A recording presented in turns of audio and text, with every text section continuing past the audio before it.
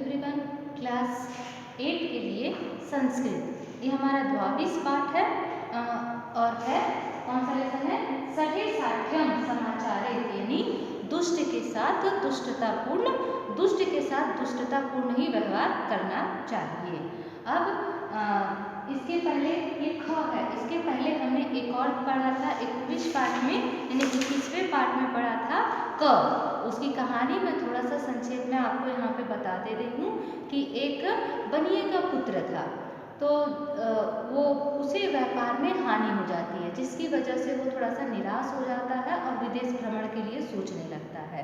तो जब वो जाता है तो अपना एक लोहे का तराजू जो कि अत्यधिक मूल्यवान था उसे एक किसान के पास रख के जाता है और ये कहता है कि जब मैं वापस आऊँगा तब ये आप मुझे दे दीजिएगा। ये कह के वो वहाँ से अनेक तीर्थ स्थानों को घूमते हुए वापस 1 साल बाद वो वापस आता है। और जब वो वापस आता है तो वो किसान के पास जाता है और किसान से वो लोहे की तराजू की मांग करता है, लेकिन अब वो जो किसान रहता है वो दुष्टता करने लगता है कि वो कहता है कि वो जो तराजू था वो लोहे ने खा लिया है। लेकिन बनिए का पुत्र बहुत ही चतुर था, उसने कहा कि कोई बात नहीं, ये जो चूहे होते हैं इसी प्रकार का व्यवहार सबके साथ करते हैं। अब वो कहता है उस किसान से कि तुम मुझे स्नान के सामान के साथ अपने पुत्र को भेज दो, मैं नदी में स्नान करके आ जाता हूँ। तो किसान रहता है वो अपने पुत्र के साथ उसे कहाँ भेज देता है? नदी के किनारे। किसे? बनिए के पुत्र को और अपने पुत्र को, दोनों वहाँ पर जाते हैं। लेकिन बनिए का पुत्र क्या करता है? उस किसान के पुत्र को ले जाके एक गुफा में अंदर रख कर उसे पत्थर से उस गुफा का मुंह बंद करके वापस चला आता है। जब वो वापस आता है तो किसान पूछता है कि मेरा पुत्र कहाँ पर है? तो वो कहता है कि तुम्हारे पुत्र को एक बाज ने पंजों से उठाकर आकाश में लेकर चला गया है।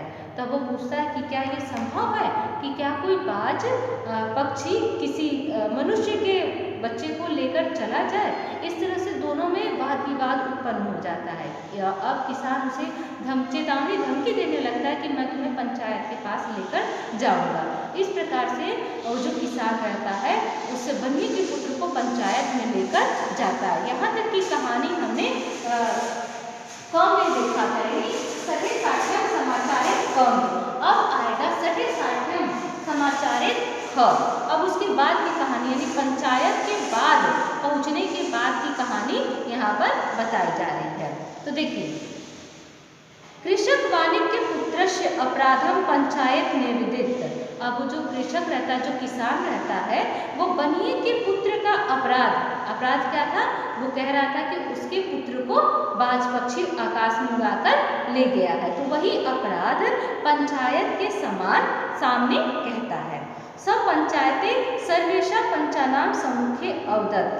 वह पंचायत के सभी लोगों के सम्मुख कहता है महोदय, मतलब पंचायत को संबोधित करते हुए कहता है कि महोदय, एषा वाणिज्य पुत्र यदा स्नानाय अगच्छत तदा मम पुत्रम स अनयत्। यह जो बनिए का पुत्र था जब स्नान करने के लिए गया तब मेरे पुत्र को भी अपने साथ ले गया। अधुना कथ्यति, लेकिन ये आज ये कह रहा है, अभी ये कह रहा है, तम बालक शयन पदाभ्याम आकाशे अन्यत, यानी तुम्हारे बालक को बाज पक्षी पद से पंजों से उठाकर आकाश में लेकर चला गया है। किमित संभवति, क्या यह संभव है? इस प्रकार से वो अपना पक्ष पंचायत के सम्मुख रखता है। अब पंच कहते हैं, पंचा अवदन, यानी पंचों ने कहा, न्यम नहीं, कदापि नहीं, कदापि नहीं। शेन मनुष्य बालकस्य उत्पादने समर्थ नास्ति। बाज मनुष्य के बालक को उठाने में किसी भी प्रकार से समर्थ नहीं है। पंचानाम वार्ता वाणिज्य पुत्र आकर्मण्य अपूछत। अब पंचों की बातों को सुनकर जो बनिए का पुत्र रहता है वो पूछता है। हाँ, पंचों की बातों को सुनकर जो बनिए का पुत्र रहता है वो पूछता है, महोदय, सभी लोगों को संबोधित करता है। हाँ, यस्य प्रदेशस्य मुष्का लो तुलाया भक्षणे समर्था किम तस्य प्रदेशस्य सेन बालकस्य उत्थापने समर्थ न संभवति। अब वो कहता है, महोदया, जिस प्रदेश में जो चूहे रहते हैं वो लोहे का तराजू खा सकने में समर्थ हैं, तो क्या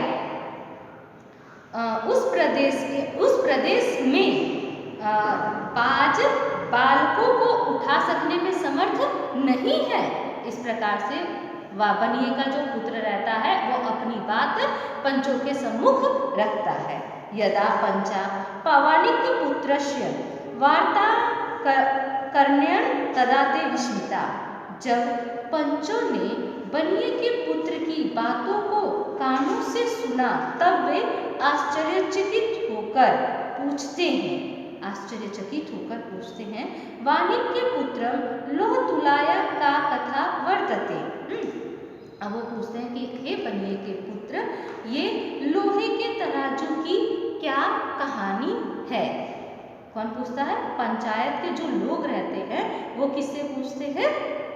बनिए के पुत्र से। स अवदत्त, उसने कहा, किसने? बनिए के पुत्र ने। महानुभावा, यदा यह गृहात् तीर्थयात्रायामि अचलं ताडस्य कृषकस्य समीपे अहम एका लोहतुलाम् अस्थापयत् औदम् च यदा अगमिष्यामि तदा त्वमिमां मां दास्यसि। अधुना चायं वदन्ति यत् तातुला मुष्का अभक्ष्यन्।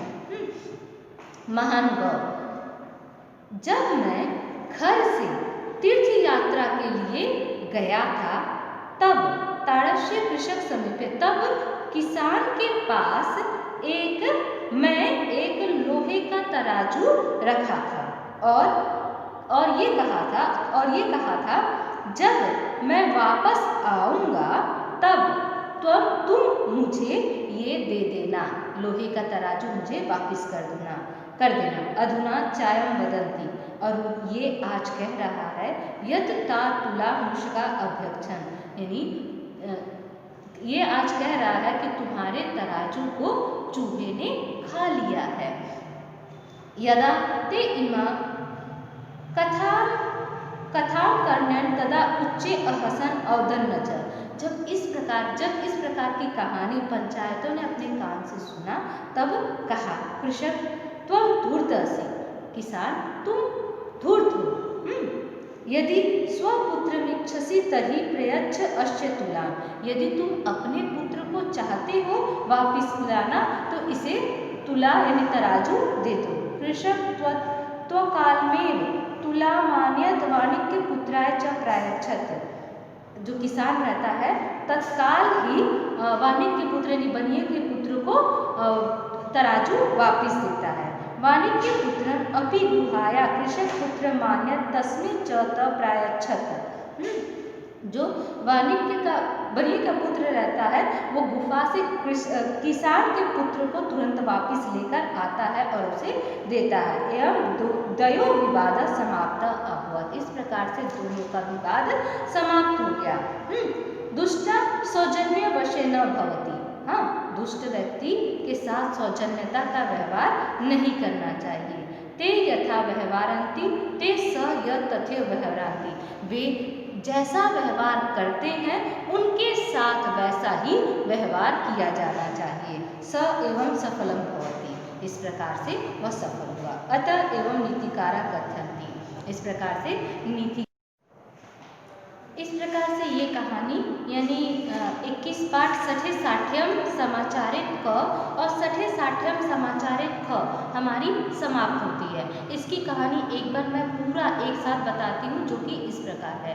एक बनिए का पुत्र था जो कि लोहे का तराजू एक किसान के पास रखता है और ये कहकर जाता है कि जब मैं वापस आऊँगा तो लोहे का तराजू ले लूँगा।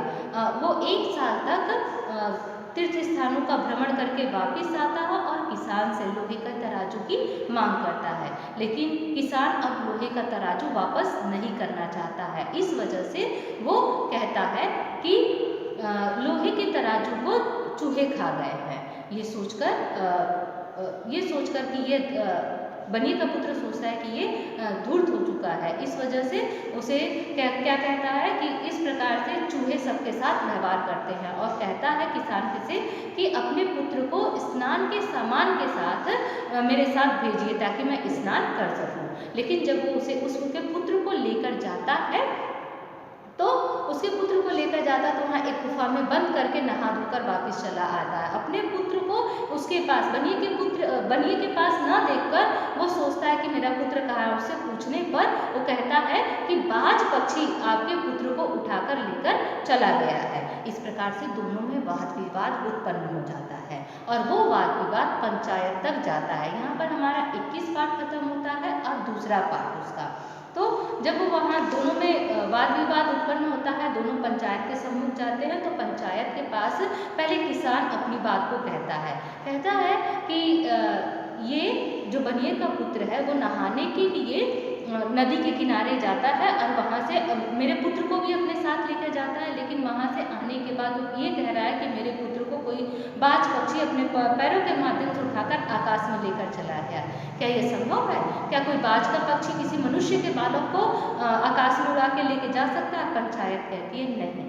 लेकिन फिर बनिए का पुत्र कहता है कि जिस देश में अगर लोहे के तराजू को चूहा खा सकता है तो बाज पक्षी किसी मनुष्य के बालक को क्यों नहीं उठा सकता है। अब पंचायत के सामने ये ऐसी बात तो रहती नहीं है तो वो पूछती है कि ये लोहे की तराजू की क्या कहानी है। तो वो सारी बात बनिए का पुत्र लोहे की तराजू की सारी बात पंचायत के सम्मुख रखता है। फिर पंचायत कहती है कि किसान को कि तुम धूर्त हो, अगर तुम अपने पुत्र को वापस चाहते हो तो तुरंत ही लोहे का तराजू इसे वापस करो। तो किसान तुरंत जाता है, लोहे का तराजू लेकर बनिए के पुत्र को देता है और बनिए का पुत्र गुफा में से किसान के पुत्र को लेकर वापस किसान के सुपुर्द कर देता है। इस प्रकार से इस कहानी का अर्थ यही निकलता है, सठे साठ्यम समाचारित, यानी दुष्ट के साथ दुष्टतापूर्ण व्यवहार करके ही जीता जा सकता है।